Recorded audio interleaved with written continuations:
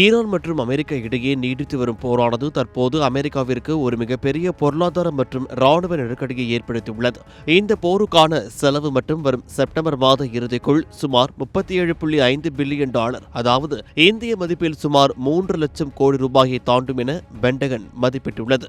ஈரானின் ஏவுகணைகள் மற்றும் ட்ரோன் தாக்குதல்களால் வளைகுடா நாடுகளில் உள்ள அமெரிக்காவின் ராணுவ தளங்கள் வரலாறு காணாத அளவிற்கு சேதமடைந்துள்ளன.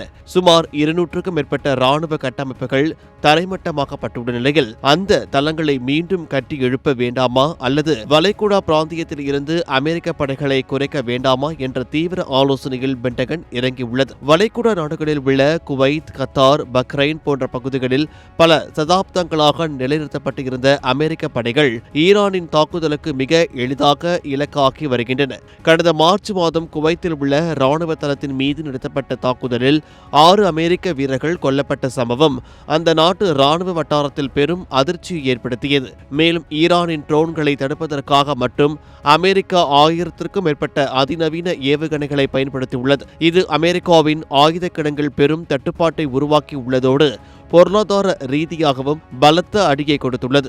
இதனால் தங்களது படைகளை ஈரானின் தாக்குதல் எல்லைக்கு அப்பாற்பட்ட ஜோர்டான், இஸ்ரேல் அல்லது சவுதி அரேபியாவின் செங்கடல் கடற்கரை பகுதிகளுக்கு மாற்ற அமெரிக்கா திட்டமிட்டு வருகிறது. அதிபர் டிரம்ப் நிர்வாகத்திற்குள் இந்த விவகாரம் ஒரு மிகப்பெரிய அதிகார போட்டியை உருவாக்கியுள்ளது. ஒரு தரப்பு அதிகாரிகள் தேவையற்ற வெளிநாட்டு போர்களில் பணத்தை செலவிடுவதை நிறுத்திவிட்டு உள்நாட்டு பாதுகாப்பிலும் சீனாவை எதிர்கொள்வதிலும் கவனம் செலுத்த வேண்டும் என்று வாதிடுகின்றனர். அதே சமயம் மற்றொரு தரப்பினர் இஸ்ரேல் போன்ற நட்பு நாடுகளில் தங்களது ராணுவ வலிமையை இன்னும் அதிகரிக்க வேண்டும் என்று வலியுறுத்துகின்றனர். குறிப்பாக குவைத்தில் உள்ள தளங்களை மூடிவிட்டு படைகளை இஸ்ரேலின் ஓவ்டா விமான தளத்திற்கு மாற்றும் யோசனையும் முன்வைக்கப்பட்டுள்ளது. இருப்பினும் இஸ்ரேலில் அதிக படைகளை குவிப்பது உளவுத்துறை ரீதியான பாதுகாப்பிற்கு ஆபத்தாக முடியலாம் என்ற அச்சமும் அமெரிக்காவிற்கு உள்ளது. பல ஆண்டுகளாக அமெரிக்காவின் பாதுகாப்பை மட்டுமே நம்பியிருந்த வளைகுடா நாடுகளுக்கு இந்த ராணுவ குறைப்பு செய்தி ஒரு மிகப்பெரிய இடியாக இறங்கியுள்ளது. அமெரிக்கா வெளியேறினால்